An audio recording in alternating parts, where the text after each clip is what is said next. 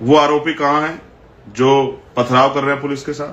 वो आरोपी कहां हैं जो गाड़ियां तोड़ रहे हैं? पुलिस ने कितने अपने लोगों पे एफआईआर की जो गाड़ियां तोड़ रहे हैं? पुलिस के पास भी वीडियो है।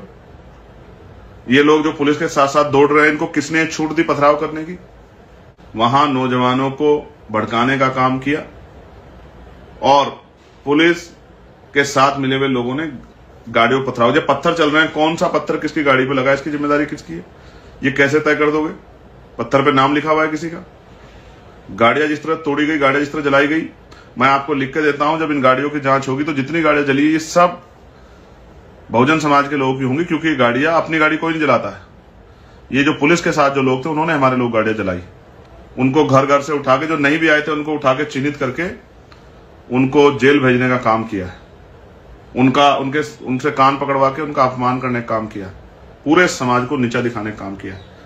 इससे इस सरकार की सोच उजागर होती है कि ये शेड्यूल कास्ट के लोगों के बारे में क्या सोचती है, इनके अधिकारी क्या सोचते हैं। और इससे बड़ी क्या बात होगी जब मैं मांग कर रहा हूं कि सीबीआई जांच होनी चाहिए।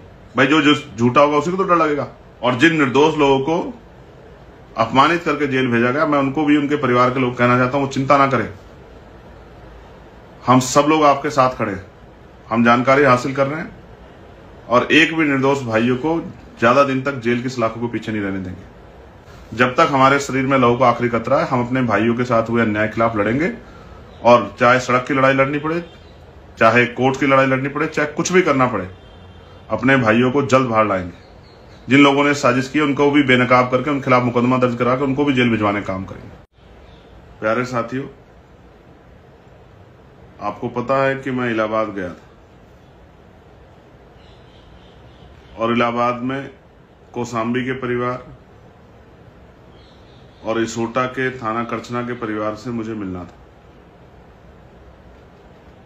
पुलिस द्वारा मुझे गुमराह किया गया कि हम बहुत जल्द व्यवस्था करेंगे, आप हमारे साथ सर्किट हाउस चलिए कि परिवार से आपकी बात हो जाए। और फिर कभी किसी बहाने से, कभी किसी बहाने से दोनों ही परिवारों को मेरे पास तक आने नहीं दिया, ना मुझे वहां जाने दिया। मैं कहता रहा कि मैं अकेला चला जाऊंगा, आपकी गाड़ी में चला जाऊंगा। जिन लोगों को पता है कि मैं आने वाला हूं, वो लोग दूर दूर से अपने काम छोड़ के, अपने परिवार को छोड़ के छुट्टी रख के वहां पहुंचे हैं, तो मुझे जाने दिया जाए, लेकिन उन्होंने मुझे जाने नहीं दिया। और फिर 4:30 बजे के बाद लगभग जब मैंने कहा कि हम लोग जाएंगे, तो उन्होंने गाड़ियां वाड़ियां लगा के सारे गेट वेट बंद कर दिए।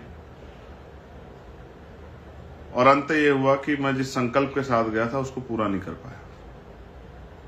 मुझे इस बात का हमेशा दुख रहेगा कि मैं अपने दोनों परिवारों से नहीं मिल पाया। लेकिन ऐसा नहीं है कि ये मैं आखिरी बार गया था। मैं फिर जो है जल्द उन परिवारों से मिलूंगा, ऐसा मेरा भरोसा है। मैं सभी संतों, गुरुओं और महान पुरुषों को नमन करता हूं। और ये जो महत्वपूर्ण लाइव है, इसके जरिए देश में, दुनिया में रहने वाले बहुजन समाज के लोगों को बहुत सारी महत्वपूर्ण चीजें बताना चाहता हूं। पहली बात ये, मैं आज फिर इस बात को दोहरा रहा हूं कि बाबा साहब अम्बेडकर जी को मानने वाले लोग, संतों, गुरुओं, महापुरुषों को मानने वाले लोग, वो कभी भी हिंसा का सहारा नहीं लेते। जिनके ऊपर सदियों से हिंसा होती आई है, वो हिंसा के रास्ते पे नहीं चलते। मैं इस बात को बहुत अच्छी तरह से समझता हूं। मैंने वहां से आने के बाद बहुत सारी वीडियो देखी है, बहुत सारे अपने लोग लगाए हैं, बहुत सारे लोगों से बातें की है, और तरह तरह से हम लोग इस पूरी घटना को जानने का प्रयास कर रहे हैं कि असल में ये सब हुआ कैसे और इसके पीछे कौन। आप ये समझिए, एक घटना को छिपाने के लिए दूसरी घटना कराई जाती है, जिससे पहली घटना से ध्यान हट जाए। सोचिए, अगर मैं वहां जाने में कामयाब हो जाता तो ये बताता कि कौसाम्बी के परिवार पे क्या बीत रही है, कौन उनको डरा रहा है, कौन उनको धमका रहा है। ये बातें कौन है जो छिपाना चाहता है कि जनता के सामने ना आए? इसोटा के परिवार के साथ क्या हो रहा है, वो किस हालात में है, जो वादे उनसे हुए थे, जो मांगे उनकी थी, वो कितनी पूरी हुई? कौन था जो चाहता था मैं वहां ना जाऊं? सत्ता के लोग थे, विपक्ष का कोई दल था, एडमिनिस्ट्रेशन के लोग थे, ब्यूरोक्रेसी के लोग थे, या पुलिस के लोग थे? कौन था?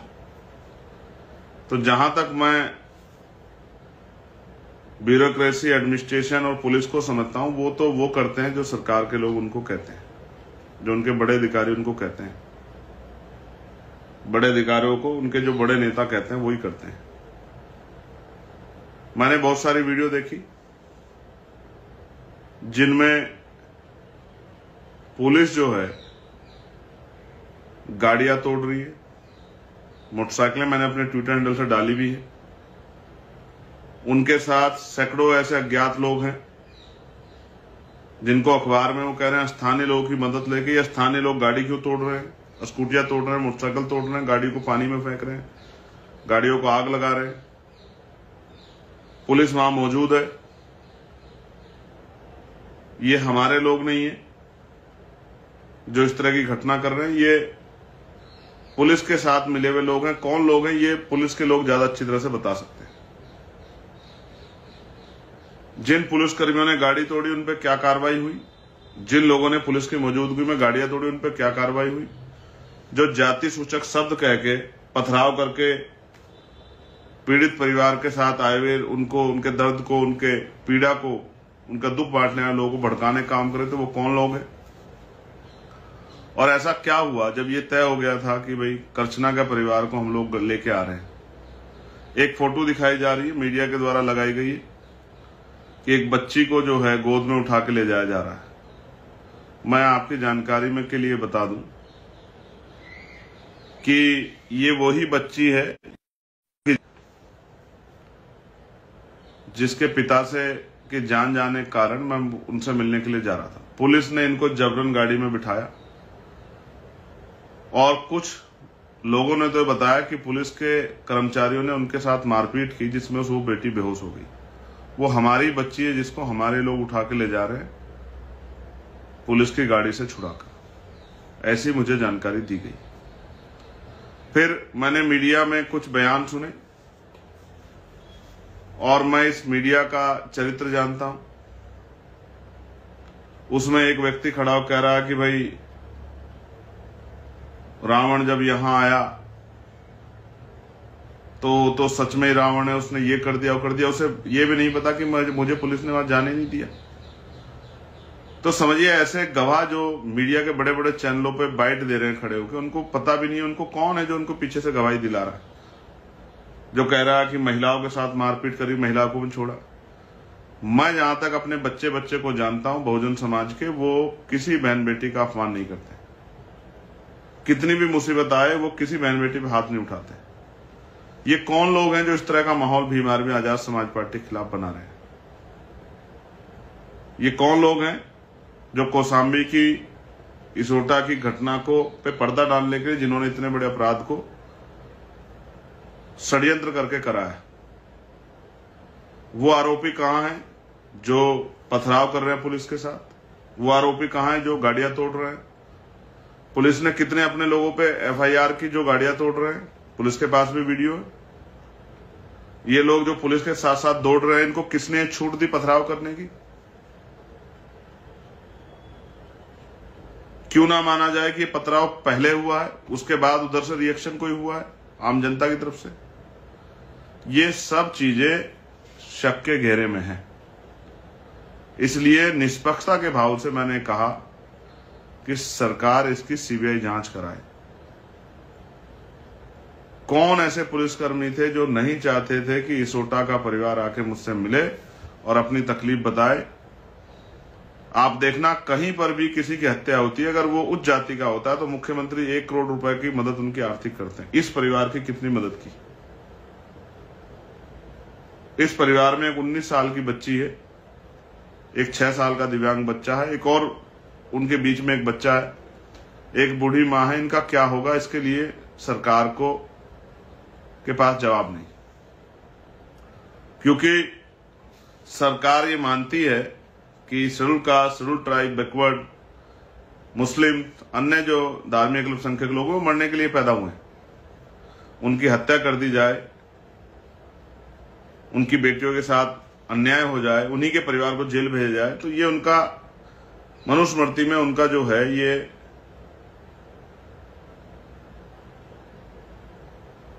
मनुस्मृति के अकॉर्डिंग ये माना जाए कि ये होना उनका अधिकार है, उनके साथ ये होना चाहिए, यही उनकी जिंदगी। प्यारे साथियों, मेरी और हमारे लीगल सेल की, हमारी पार्टी के एक कार्यकर्ता की, सबकी नजर इस मामले पे, जिस तरह से जो लोग वहां मौजूद भी थे उनको भी आरोपी बनाया गया, जिस तरह से तमाम तरह की बातें की। और आप महसूस करके देखो, एक बहुत महत्वपूर्ण बात आपको बता रहा हूं, आप महसूस करके देखो,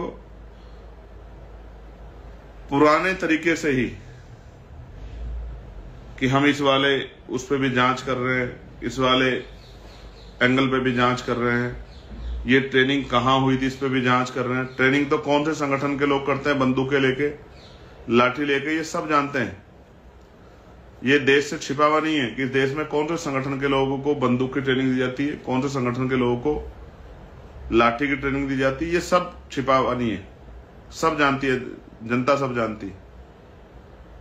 मैं आपको विश्वास दिलाता हूं, कितनी ही बार भीम आर्मी की, आजाद समाज पार्टी की छवि को खराब करने का काम गया, तरह तरह के आरोप लगाए गए, और हमेशा आरोप लगाने वालों को मुंह की खानी पड़ी, हमेशा आरोप लगाने वालों को नीचा देखना पड़ा, हमेशा आरोप लगाने वालों की हार हुई।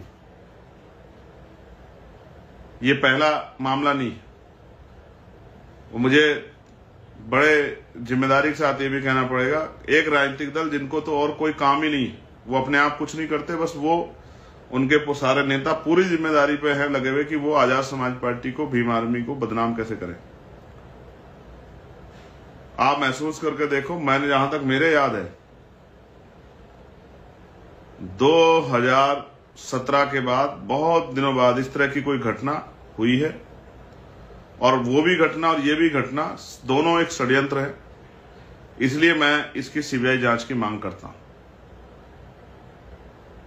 ये एक मिली जुली साठगांठ है एडमिनिस्ट्रेशन, पुलिस और सरकार की, और हो सकता है कोई विरोधी दल भी इसमें शामिल हो, जिन्होंने वहां नौजवानों को भड़काने का काम किया, और पुलिस के साथ मिले हुए लोगों ने गाड़ियों पर पथराव। जब पत्थर चल रहे हैं, कौन सा पत्थर किसकी गाड़ी पे लगा, इसकी जिम्मेदारी किसकी है, ये कैसे तय कर दोगे? पत्थर पे नाम लिखा हुआ है किसी का।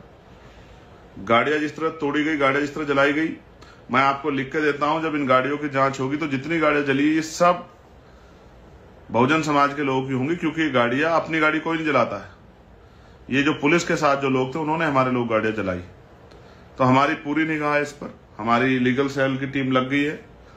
हम जानकारी हासिल कर रहे हैं कितने बच्चों को जेल भेजा गया है, हम जानकारी हासिल कर रहे हैं। कल ही मुझे पता लगा कि आरोपियों को पकड़ने की बजाय पुलिस ने भीम आर्मी, आजाद समाज पार्टी और शेड्यूल कास्ट के जो बच्चे हैं उनको घर से उठा के, उन्हीं परिवारों ने मुझे बताया, उनको घर घर से उठा के, जो नहीं भी आए थे उनको उठा के चिन्हित करके उनको जेल भेजने का काम किया है।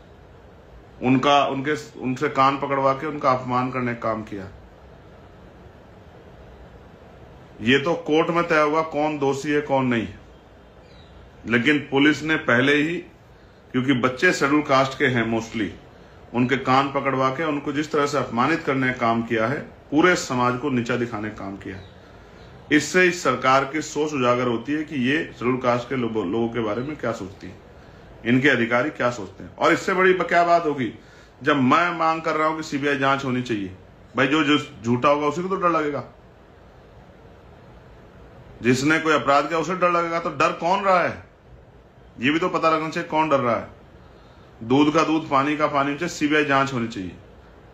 और जिन निर्दोष लोगों को अपमानित करके जेल भेजा गया, मैं उनको भी, उनके परिवार के लोग कहना चाहता हूं, वो चिंता ना करें,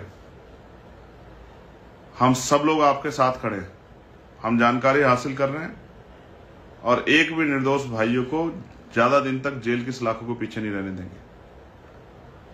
सबको उनके साथ हुए अन्याय को याद रखेंगे और हमारी लीगल सेल की टीम पूरी जानकारी हासिल करके जल्द से जल्द इस मामले में लगेगी कि उन भाइयों को उनके साथ जो नाइंसाफी हुई है उस नाइंसाफी को रोका जाए और उनको उनके परिवार तक पहुंचाया जाए। मैं स्पष्ट फिर कर रहा हूं, मैं कल से कह रहा हूं कि अंबेडकरवादी कभी हिंसा नहीं करते हैं, कभी हिंसा नहीं करते हैं। सदगुरु रविदास जी को मानने वाले लोग, भगवान बुद्ध को मानने वाले लोग, संत कबीर जी को मानने वाले लोग, गुरु नानक जी को मानने वाले लोग कभी हिंसा नहीं करते हैं। यहां तो हमेशा संबुक का वध होता आया और कमजोर वर्गों के लोगों पे आरोप लगाना कि इन्होंने हिंसा की बहुत आसान है। आपको याद होगा, मैं तो दिल्ली में था, एनआरसी में, जब मैं मस्जिद पे खड़ा हुआ था, संविधान की प्रस्तावना पढ़ रहा था, मेरे ऊपर यहां देश की राजधानी में आरोप लगाया था कि इन्होंने भड़काऊ भाषण दिया है। आप समझिए, और मुझे जेल भेज दिया गया। मैं फिर आपको कहना चाहता हूं, मैं राजस्थान में था, जयपुर में, सीएचए के बच्चों की आवाज उठाने के लिए आंदोलन में शामिल होने का, तो रात को उठा के मुझे जेल भेज दिया गया 4 दिन के लिए, और निर्दोष होते हुए 16 महीने रहा। मेरे साथियों पर एनएसए लगाई गई, उनको पीटा गया। लेकिन अभी मैं आपको विश्वास दिलाता हूं कि अभी चंद्रशेखर है, अभी भीम आर्मी आजाद समाज पार्टी है। जब तक हमारे शरीर में लहू का आखिरी कतरा है, हम अपने भाइयों के साथ हुए अन्याय के खिलाफ लड़ेंगे, और चाहे सड़क की लड़ाई लड़नी पड़े, चाहे कोर्ट की लड़ाई लड़नी पड़े, चाहे कुछ भी करना पड़े, अपने भाइयों को जल्द बाहर लाएंगे। मैं ये भी आपको विश्वास दिलाता हूं कि अगर जेलें भी भरनी पड़ी तो हम लोग पीछे नहीं रहेंगे। जेल भरो आंदोलन भी चलाएंगे, तमाम तरह का संघर्ष भी करेंगे, बड़े से बड़ा आंदोलन भी करेंगे, और अपने भाइयों को अपने बीच, उनके परिवार के बीच लेके आएंगे। मैं आपको ये बात इसलिए कह रहा हूं, मैं ये टीवी चैनल के माध्यम से भी कह सकता था, लेकिन वो पता नहीं क्या दिखाते, वो पता नहीं क्या चलाते, इसलिए मुझे लाइव आके बताना पड़ा कि यही मेरा स्टेटमेंट है। पहली बात, मैं आज भी स्टैंड पे हूं कि अंबेडकरवादी कभी हिंसा नहीं करते हैं। दूसरी बात, हमारे कोई भी भाई अपने आप को अकेला ना समझे, हम उनके साथ खड़े। तीसरी बात, चाहे सड़क की लड़ाई हो या कोर्ट की, Azad Samaj party legal cell, Bhim army और बहुजन समाज के बहुत सारे वकील मेरे संपर्क में है, साथी, हम लोग इस लड़ाई को लड़ेंगे।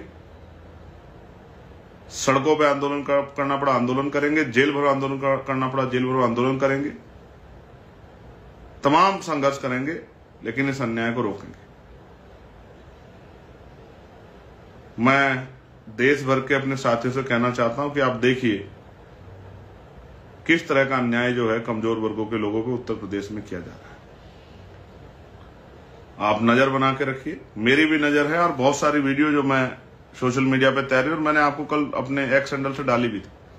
आप देखिए किस तरह से गाड़ियां तोड़ी जा रही है, पुलिस की मौजूदगी में तोड़ी जा रही है, पुलिस भी तोड़ रही। इन पे कार्रवाई कब होगी? इन पे एफआईआर कराएंगे हम लोग, आप मेरी बात को याद रखना। इन पुलिस कर्मियों पे भी जो इस साजिश में शामिल है, इन लोगों पे भी जिनको कहा कि स्थानीय लोगों ने जो है स्थानीय लोगों के साथ मिलकर वहां के नेताओं को खुश करने के लिए हमारे बच्चों का जो दमन किया गया, इसको हम लोग भूलेंगे नहीं।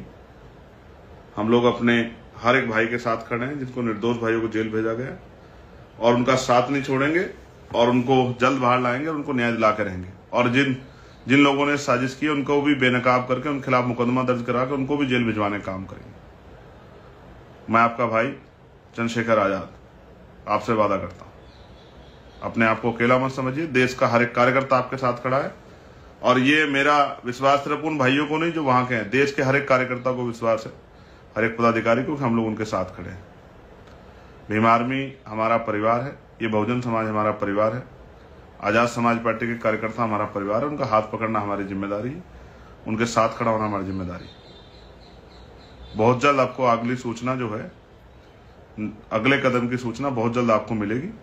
अभी क्योंकि बहुत सारी जानकारी इकट्ठा करनी है, बहुत सारी जानकारी लेनी है, बहुत सब चीजों पर नजर रखना है, बहुत सारी कार्रवाई पर नजर रखना है, बहुत सारे लोगों से बात करनी है, सब काम धीरे धीरे शुरू हो गए, और आगे जो भी अपडेट होगी मैं बहुत जल्द आपको दूंगा। धन्यवाद। जय भीम, जय भारत, जय संविधान, जय मंडल, जय जोहार।